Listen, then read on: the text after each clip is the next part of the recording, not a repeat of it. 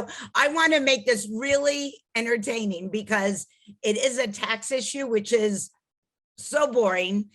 Even CPAs probably find it boring, and I'm a CPA. So the purpose of my presentation for my V5O family is to just let you know a little bit about what I do and how, just to keep it in your back pocket, and somewhere someone may say, oh, I'm doing this, and you'll say, oh yeah, Jill does something like that. So and to show you even how lame I am, I got all these photos together, like I think y'all have been doing, like this is my childhood and this is me in high school, and I've got the photos, but I didn't know how to put them into PowerPoint. So now they're just sitting on my computer for millennium. So they're sitting there. One day someone can show me how to do that.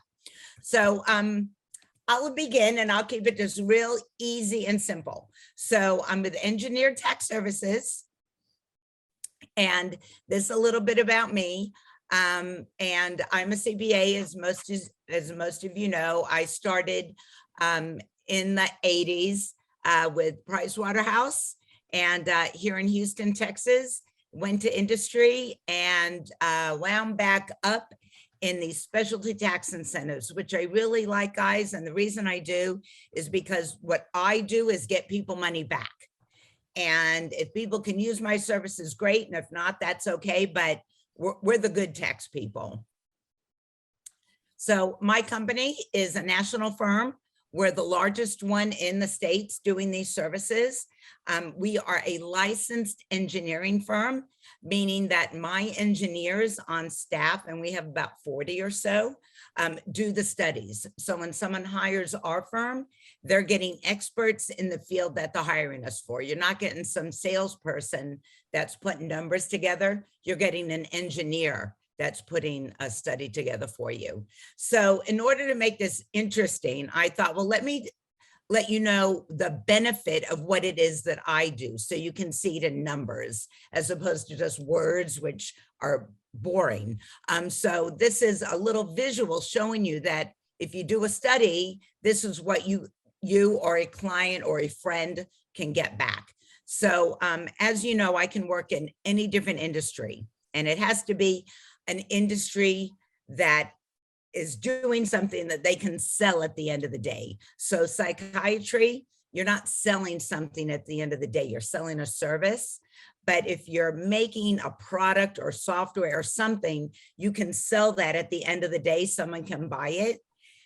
That's the world that I live in. So here we have a biochemical company. They did an R&D study. R&D is research and development. And we got them $193,000 back in their first year. And you could see when we look at companies, you probably think it was that $100 million company. It depends on the wages in that company. So if you have a company with a lot of wages, you're going to get a bigger benefit. And this one, they had wages of 1.4 million. I'm sorry. Yeah, 1.4 for the credit. So you can see they're getting back almost $200,000. Here is a fabricator, someone that's making tools or specialty for industry, and their wages were 3 million, and they got back over $400,000 by doing an R&D study. Here's an architect. Their product at the end of the day is a design, and 3.7 in wages, and they got back over 200,000. An engineer, engineers are great. Engineers do not think they qualify for the credit ever, because they think what they do every day. But an engineer is brought in at point A, and they need to get to point Z. And that whole path that an engineer takes, be it chemical engineering, structural engineering, electrical engineering, they're there to get to an outcome. And that's why they're great, but they're in the box and they don't think what they do is R&D. So small company, 1.2 million in wages, got back almost $100,000. Here's a software developer. They are huge in R&D. And I talk to them every day, and 9 times out of 10, they go, but we just write software. That developing that new product is what qualifies. And so 4 million in wages, over $600,000 in a credit. So I just want to let you know about the credit, because no one thinks they qualify, and they try to think of ways they don't qualify. And I want everyone to think that everyone can qualify, more so than not. There's reasons why people won't, but I find that out. But it's for C Corps, S Corps, LLCs, any type entity, public, private, they can qualify for it. The big thing about the R&D tax credit, if you're referring me to someone, this, when they get a credit, that offsets their tax immediately. So if you have a friend that paid $100,000 in tax last year, and I do a study and they get back $50,000, you've now been able to help them reduce their tax bill by $50,000. It's an immediate offset to their tax. And another really great thing is that if they can't use it all now, they have 20 years to use it. So it's a wonderful, wonderful benefit for companies. And as I mentioned, so many industries qualify. I wanted to let you know that the big guy here is manufacturing. Any manufacturer can qualify. And then next we have software, and then every other industry. We also have their plastic mold injection. Don't forget, you hear the word plastics, think Jill Mazur. So want to remind you about that. Qualifying activities. The only thing that you need to know about this is that when someone qualifies, look at all the first words. They're innovating, developing, testing. There's other ones there, designing. Anything that someone is doing to try to get to that end product is what can qualify for the R&D tax credit. You don't have to be in a lab with a lab coat. And actually, when I give presentations, I come into the presentation in a lab coat with a beaker in my hand, and everyone goes, oh yeah, that's R&D. But that's just R&D, let's say, in the biotech world, but not in the world now of the R&D tax credit. I wanted to show you on this slide, the US companies are claiming now about $20 billion a year in R&D tax credits. So it's not something that's kind of unheard of, that you shouldn't, it's kind of weird to look into. It's something that everyone should be looking into. And yes. Can we? Yeah. Yeah. Amongst friends. Yeah. So it seems like IP attorneys would be really good for you. They are, but I don't know if we have attorneys on this Zoom call or not. When I talk to attorneys, and a lot of them have clients, they're like, oh my God, that's great for my clients. And then you leave, and then they go, oh, they get back into their world. And that happens a lot. I have met with IP attorneys. There's someone actually on V5O, and they mentioned an IP attorney that loves to think outside the box. Yeah. I never turned down a meeting. So if you do know an IP attorney, I know a great one. He runs the practice at Herrick Feinstein, which is pretty decent sized law firm. Mm-hmm. And you know, again, it's just I'll get involved and I'll push it along to where he focuses. I would love that. And then when I come to New York again for our 200th, well, hopefully it'll be the 125. We'll get together and meet. And for those of you that are going, why does that sound good? The IP attorney helps companies to get patents for their products. When you get a patent, that is telling me that there has been research done into this new thing that's come to the world, and you get a patent for it. So anything that's new like that does qualify for the tax credit. As an FYI, in the dark ages of this world that I live in, you basically had to have a patent to be able to qualify. And many people think you still do.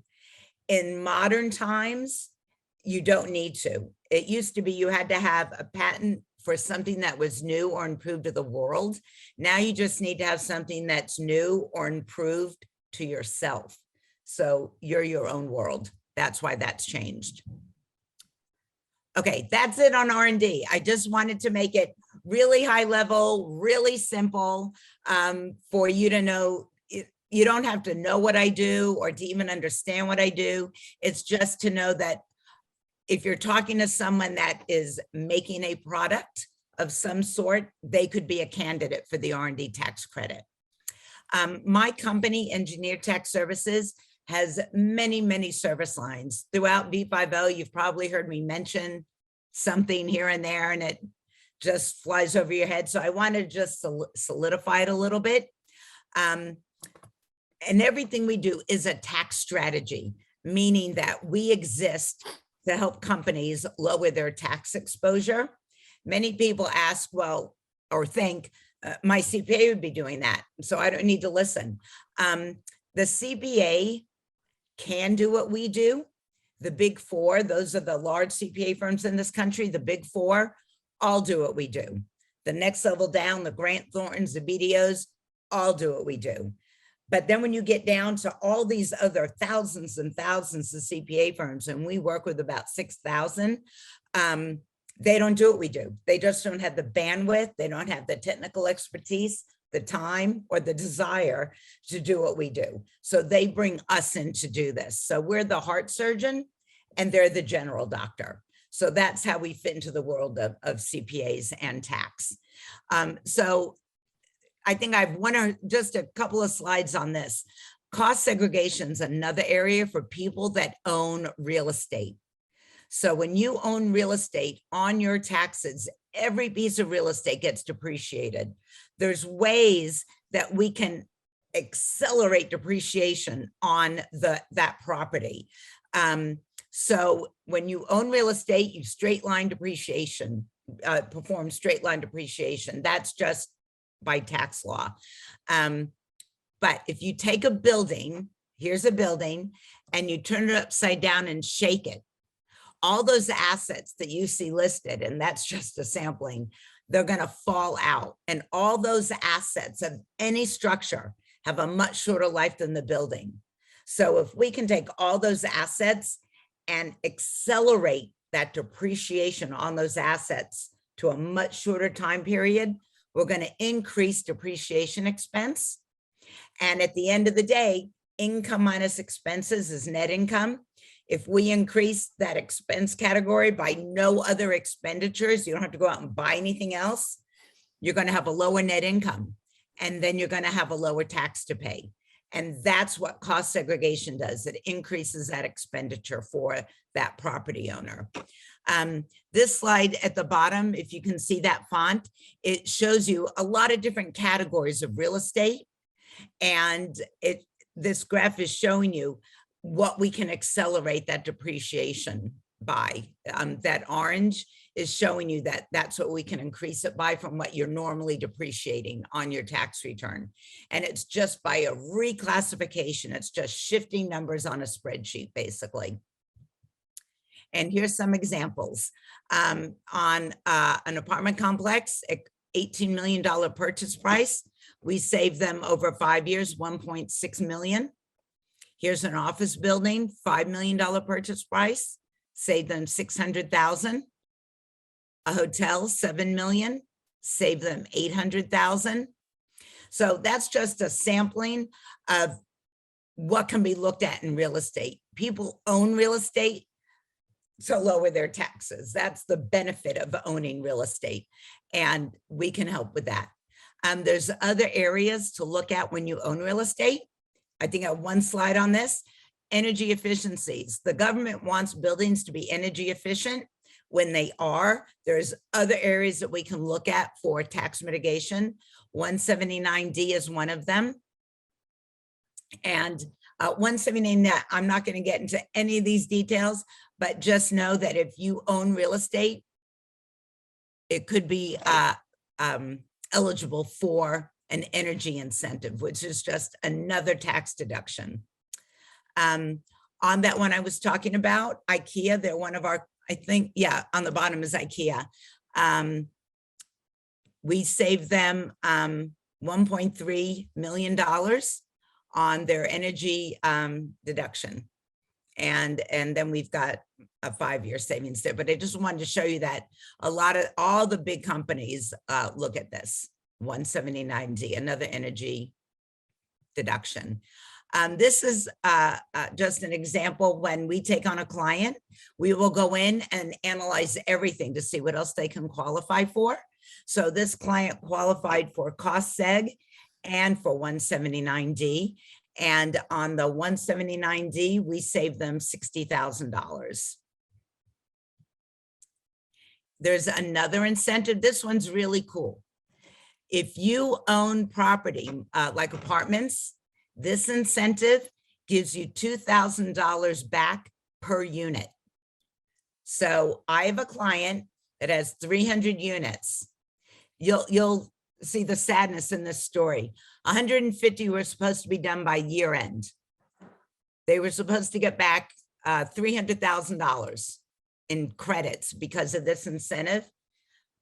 But because of the supply chain issues, they finished 2. Oh. And we do a lot of apartment complexes around the country, and that's everyone. Every one of our clients has suffered that. But anyway, another incentive to look at. Is Jill, that last slide, is that because you had written 2021 expires? Is that still? Okay. So this 45L has expired as of December 31st. We are hoping it's been extended before. Yeah. We are hoping that it gets extended, but we're on the 2021 tax return. So for anyone that hasn't done this yet, it's still there for them. So those units that are going to be finished by my example I just gave you, he's going to miss out on all those credits.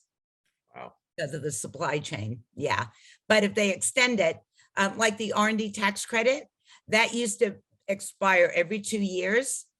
Every 2 years, and it was always expired. We were always operating, praying that it would get put back on the books, and it's now permanent. They made it permanent finally, so we don't have to worry about that one anymore.